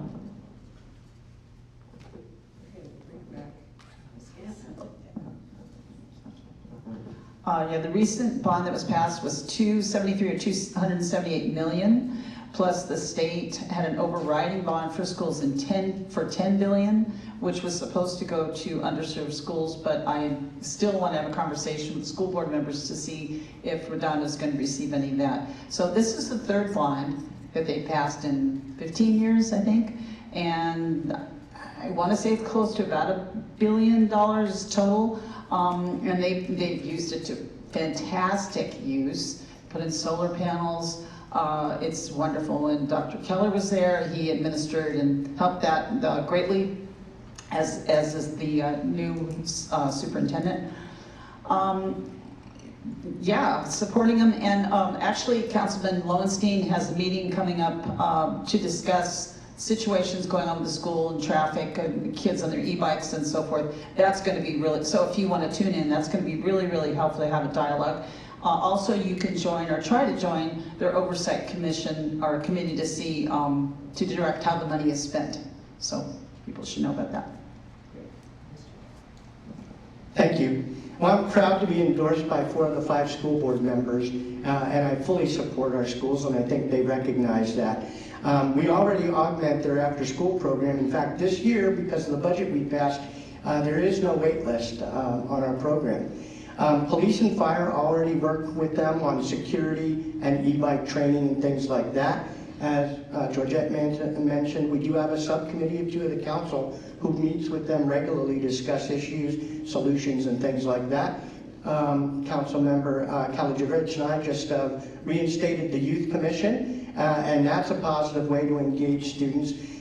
We also, I fully support students learning about our government. In fact, I just participated in the evaluation of student projects for their civic seal. And as Georgette said, one of the things we are working currently is how to route traffic around the school so it flows safely and efficiently. Oh, yes, no question. The schools, I'm full support. We have come such a long way we've got the best school. I mean, it's incredible, and that attracts more people, to our city because of it. Being a child in Redondo is a wonderful thing, and so I want to definitely keep it going in this direction, no question. So, after teaching water polo and being a junior lifeguard instructor for over 20 years, the value of having good connection to our schools and education, instructing kids is massive. Having good quality schools, it means direct, great property values. Not good, but great property values. We in the city, Redondo Beach, provide crossing guards on a multitude of areas around the city throughout, and we pay for it, lock, stock, and barrel. That's what we do. Public safety, police, school resource officers. We provide school resource officers. We provide traffic safety around every single school. What's so important here, signage around LED, signage and lights and crossing guards around schools. That was a major program that Councilmember Lowenstein and I worked on and had traffic improvements and safety improvements around that. The last thing is our annex right across the street here, police annex, is a part of the school district, and we lease that from them. We have a great relationship with them. What we have to do around the high school is mitigate the parking impacts from the schools.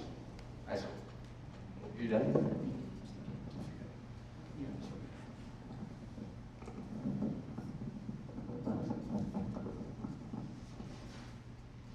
Okay, these people are asking questions about cannabis distribution. Where do you stand on cannabis distribution in Redondo Beach? And why do we need this type of industry in Redondo Beach when so many other South Bay cities offer this service? And then a second question having to do with cannabis.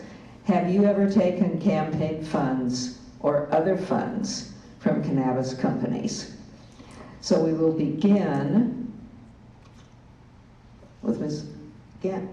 Where did we start last time? Gantner, I think. I think we're good for you.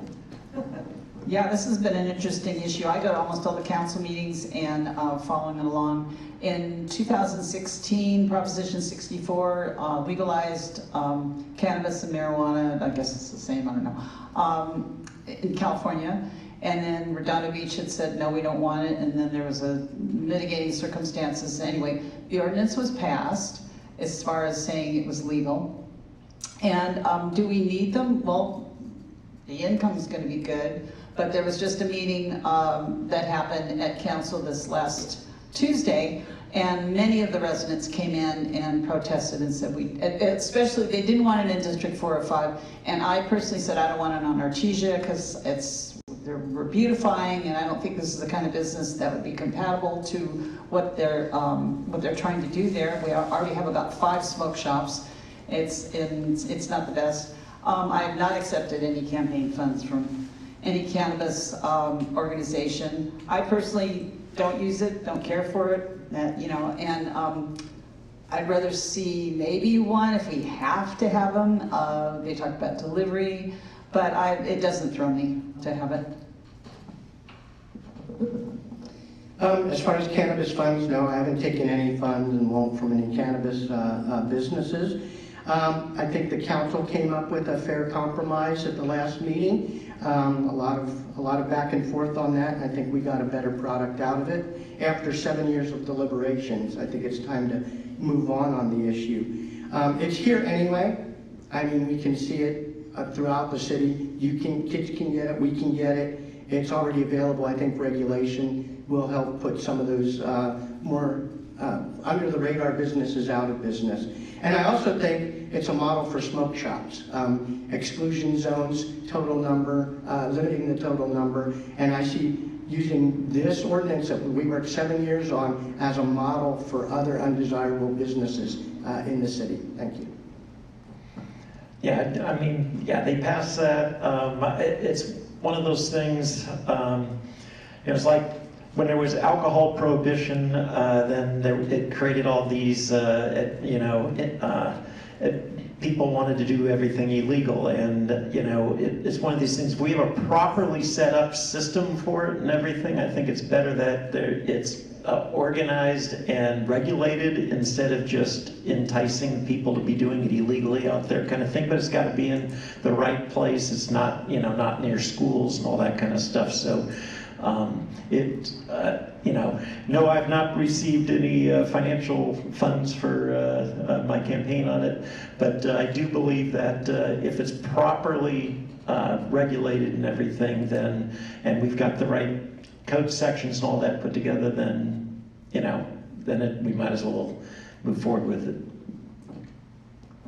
Thank you. Yeah, I've been on the council since 2017. In 2016, State of California overwhelmingly passed Prop 64, so did Redondo Beach. City of Redondo Beach put a moratorium in place, and I finalized that moratorium being on the council in 2017. Since then, City of California has overridden our local jurisdiction, recreational cannabis, medical cannabis, and cannabis is here, delivery happening every single day. We don't know who's delivering it, what company, who it's going to. There's no business license. We can't hold anyone accountable. While I voted no on the cannabis ordinance this last week, I've been all about getting the responsibility attached to this issue, and that's what we need to have moving forward. In 2017, someone tried to give me cannabis money. I refused that donation. I gave it back. I do not take any money in my mayoral campaign whatsoever from the cannabis industry. Well, with the cannabis, as everybody said, in 2017, the reason why the city put a prohibition is because if they didn't do anything, the state was going to require it. To me, cannabis dispensaries are going to be safe. They're going to be regulated. And that's the important part of it, because as everybody said, it's here. It's around, and you have a black market, you don't know what they're selling, you don't know who they're selling to, but it's available. So that if we have, and we're only going to have 2 strictly regulated cannabis stores, that you will not even be able to tell that they are a cannabis store. So I have supported, and I believe it's safer for the community and safer for our children, because children cannot get in there. And as I mentioned, I spent 25 years in online child protection, so to me it's extremely important.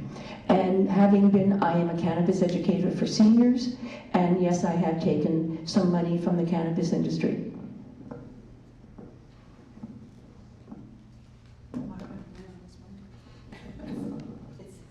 It's almost done. Yeah.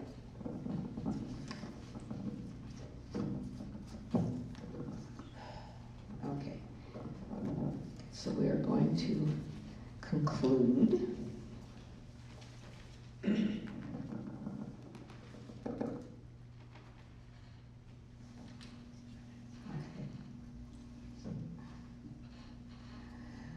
We have reached the time in our 2-hour forum at which we invite candidates for mayor of Redondo Beach to give closing statements. And as I said earlier, we will do these closing statements in reverse order of their opening statements. So we will first, and the candidates will have 1 minute to give this closing statement. The first mayoral candidate that we will hear from is Joan Irvine. And we'll have everybody come to the podium again.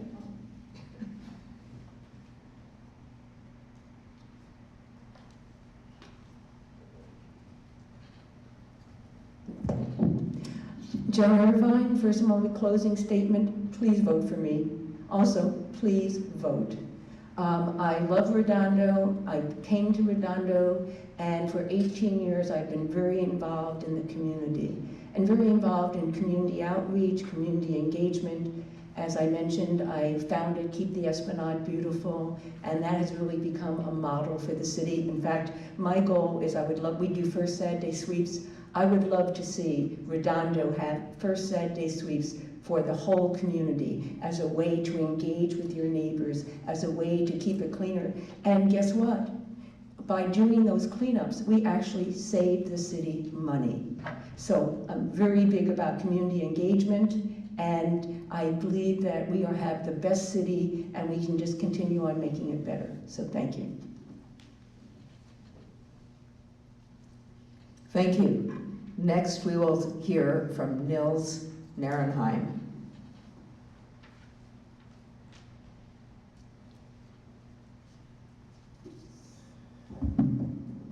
I want to thank everyone in the public for watching this, being a part of this. It's deeply humbling and awesome to be part of this process. As a lifeguard for the last 29 years, public safety is paramount to us moving forward, and so is planning.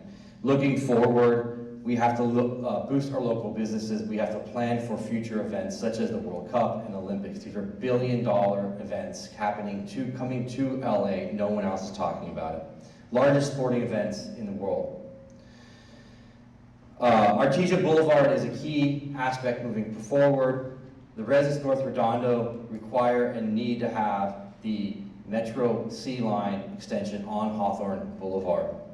There's great work we've done in the harbor, Riviera Village, the work I've done there. I'm going to move forward to the entire city.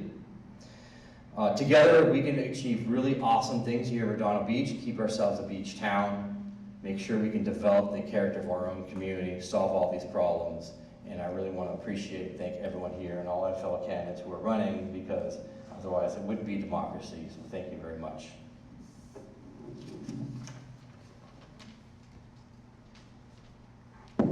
Thank you. Next, we'll hear from Jeff Ginsburg.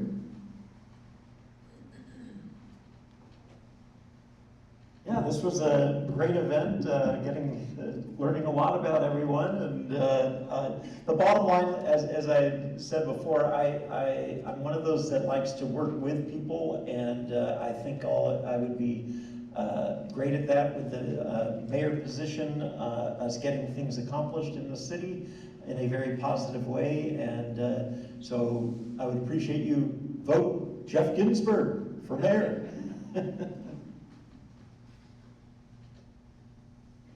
Thank you. And now we will hear from James Light. Thank you for the opportunity. I have been the mayor here for the last 11 months, so you know what you're going to get. I feel like I've accomplished a lot for just 11 months, but it's not important what I think, it's what others think. So the 2 councilmen who voted against me are now endorsing me. All 3 North Redondo councilmen are endorsing me. The city attorney is endorsing me, and 4 of the 5 school board members are endorsing me. My education and career experience have already proven that they can accelerate projects and that I can help mentor staff into the future. I have proven I will be in City Hall and work daily, and I can do that because I'm retired. And I have driven for respect and unity when addressing tough issues. Redondo is on a great trajectory of revitalization, and I am committed to keeping that forward. I hope you will vote for me in this election. Thank you. Thank you. And last but not least, we will hear from Georgette Gantner.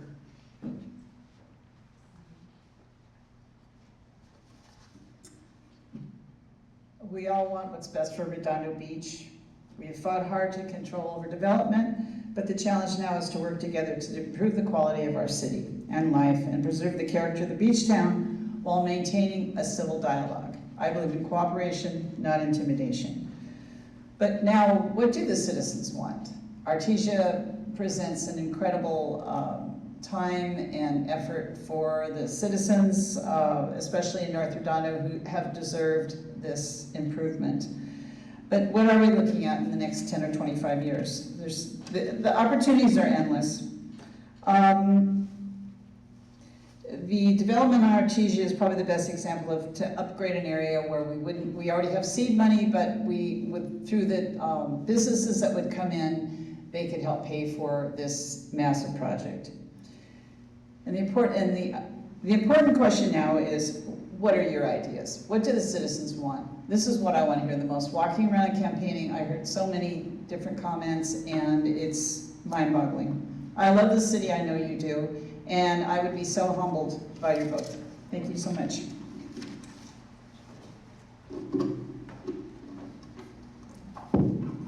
Thank you. I'd like to thank all of the candidates who have made time to share their goals and ideas with you.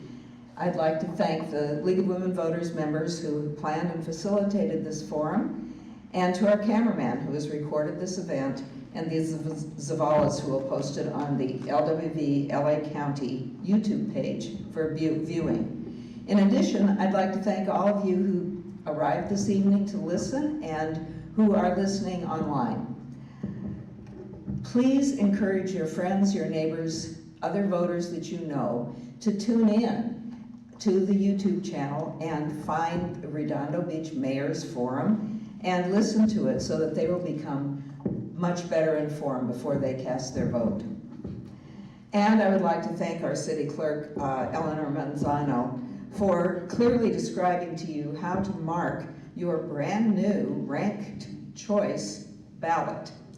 The person that you will elect for mayor will be elected by a majority vote using this process. And finally, do vote. It is so important for people to take that responsibility, think about it, learn more about the candidates, and then cast that ballot. You have between now and March the 4th to fill in your vote by mail ballot. You can put it in the mail now it's prepaid. You can take it to one of the 5 drop boxes. There's one in each of your council districts. And they are all open through March 4th, the drop boxes. Probably a better idea to use a drop box than the post office on March the 4th. Because with the drop box, you know the city will be collecting those that day. So, thank you again, and good night.